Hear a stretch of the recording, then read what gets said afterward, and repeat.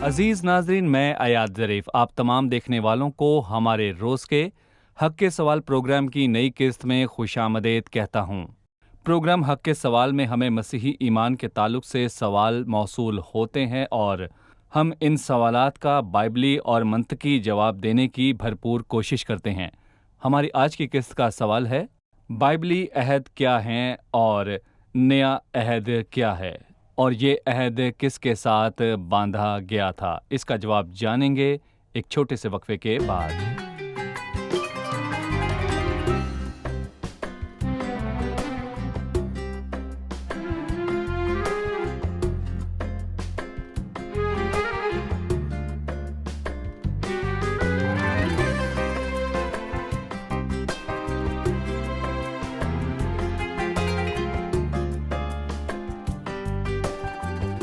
جب لوگ بائبل مقدس پڑھتے ہیں تو وہ پرانا عہد نامہ اور نیا عہد نامہ دیکھتے ہیں اور وہ سوچتے ہیں کہ بائبل میں صرف دو ہی عہد ہیں، پرانا عہد مسیح کے آنے سے پہلے اور نیا عہد مسیح کی آمد پر، اور بہت سے الہیاتی مکتبہ فکر ہیں جو اس طرح کے نظریات رکھتے ہیں۔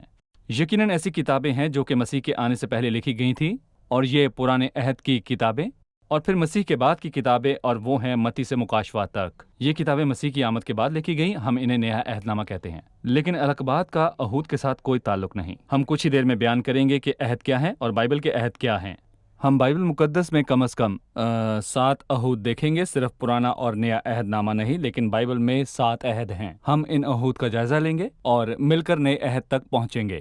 میرے عزیزو، نیا عہد کیا ہے؟ یہ کس کے ساتھ باندھا گیا؟ اور نئے عہد کے فریقین کون ہے؟ میں کہنا چاہوں گا کہ لفظ عہد جو ہے وہ ایک معاہدہ ہے، یہ دو فریقین کے درمیان معاہدہ ہے۔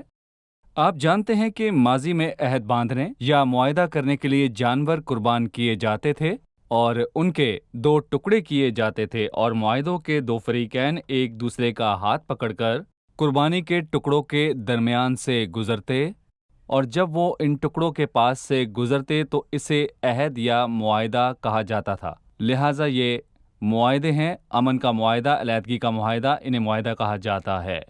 میں بائبل کے مشرقی پس منظر کی بات کر رہا ہوں، اور پیدائش 15ویں باب میں یہی کچھ ہوا تھا، جب خداوند نے ابراہیم کو کہا تھا کہ وہ جانوروں کی قربانی کرے اور ان کے 2 ٹکڑے کرے، اور ان ٹکڑوں کو دونوں اطراف رکھے، اور پھر دھوئیں کہ بھٹی ان ٹکڑوں کے بیچ سے گزری، جو کہ اس عہد یا معاہدے کو ظاہر کرتی ہے۔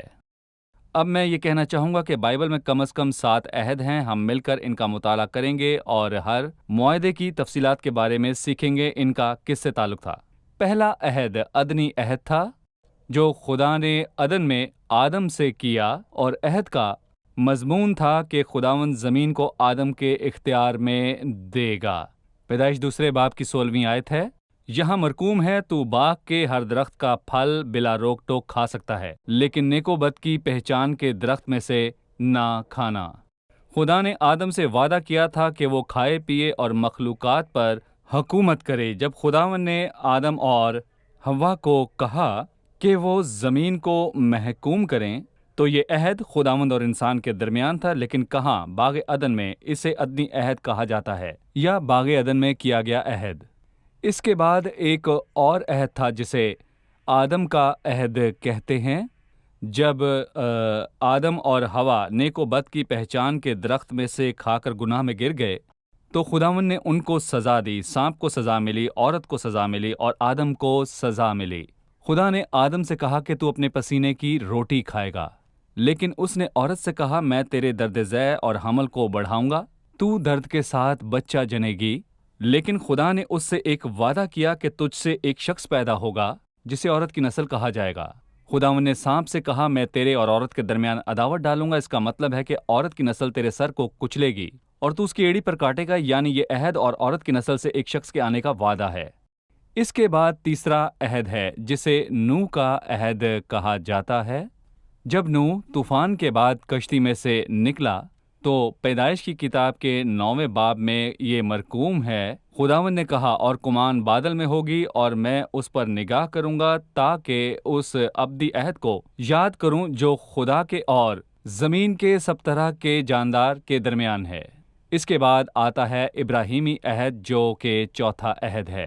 خداوند نے ابراہیم سے اولاد اور زمین کا وعدہ کیا تھا، تیرے اور تیری نسل کے وسیلے زمین کی تمام قوتیں برکت پائیں گی اور یہی ملک تیری نسل کو دوں گا، اس لیے یہاں اس کی نسل کی میراث کا وعدہ کیا گیا ہے۔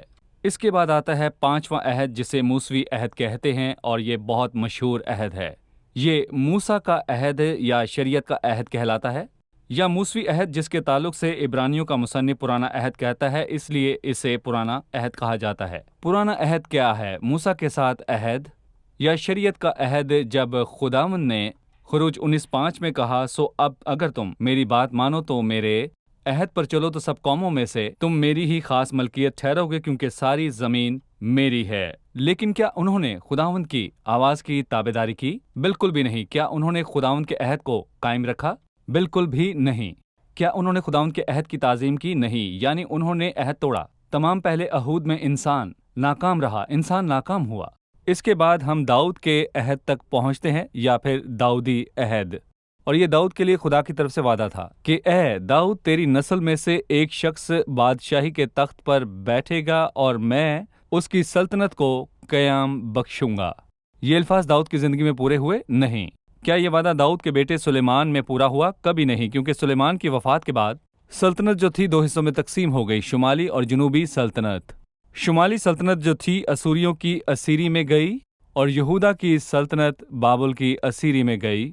اس کے بعد کوئی بادشاہ نہ ہوا، نہ اسرائیل میں نہ یہودا میں۔ یعنی یہ واضح ہے کہ اس عہد کا تعلق ایسی شخصیت سے ہے جو آئے گی اور اسے پورا کرے گی، جو کہ مسیح ہے، جس کے بارے میں ہم جانیں گے۔ اس کے بعد ایک نیا عہد ہے، اور یہ 7واں عہد ہے۔ مسیح نے اپنے خون کا نیا عہد باندھا۔ مسیح صلیب پر مر گیا، اس نے اپنا خون بہایا، اس لیے مسیح کا خون عہد کا خون کہلاتا ہے۔ عبرانیوں کا مصنف 13ویں باب میں کہتا ہے، اب خدا اطمینان کا چشمہ جو بھیڑوں کے بڑے چرواہے یعنی ہمارے خداوند یسوع کو ابدی عہد کے خون کے باعث مردوں میں سے زندہ کر کے اٹھا لایا۔ نیا عہد یا ابدی عہد مسیح کی موت کے وسیلے باندھا گیا تھا، خون بہایا گیا تھا، اور یہ عہد کا خون ہے، اور مسیح اس عہد کا درمیانی ہے اور اس عہد کی یقین دہانی ہے۔ لیکن یہ عہد کس کے ساتھ باندھا گیا تھا؟ در حقیقت کلیسیا کسی بھی عہد سے باہر ہے۔ کلیسیا کسی بھی عہد سے پہلے اور کسی بھی عہد کے بعد قائم رہے گی۔ کلیسیا ازل سے ہی خدا کے ذہن میں تھی اور ہمیشہ تک رہے گی۔ لیکن نیا عہد، جیسا کہ ہم یرمیا 31ویں باب 31ویں آیت میں دیکھتے ہیں، اور عبرانیوں 8ویں باب میں دیکھتے ہیں کہ یہودا کے گھرانے اور اسرائیل کے گھرانے سے باندھا جائے گا۔ یہودا کا گھرانہ اور اسرائیل کا گھرانہ، یہ پرانے عہد میں اسیری سے واپسی پر نہیں باندھا گیا تھا، بلکہ یہ ان کے ساتھ کلیسیا کے اٹھائے جانے کے بعد باندھا جائے گا۔ جب خدا اپنے بقیہ کو جمع کرے گا، جو توبہ کریں گے اس کی طرف رجوع لائیں گے، وہ ان کے ساتھ عہد باندھے گا اور ان کے ساتھ عہد میں داخل ہوگا، تاکہ نئے عہد میں 1000 سالہ بادشاہی کی برکات پائیں۔ بائبل کے عہد کا مختصر خلاصہ: ادنی عہد، آدم کے ساتھ عہد، نوح کے ساتھ عہد، ابراہم کے ساتھ عہد، موسیٰ کے ساتھ عہد، داؤدی عہد، اور پھر مستقبل میں اسرائیل کے گھرانے اور یہودا کے گھرانے کے ساتھ عہد۔ اگلی قسط میں آپ سے پھر ملاقات ہوگی۔ خداوند آپ کو برکت دے۔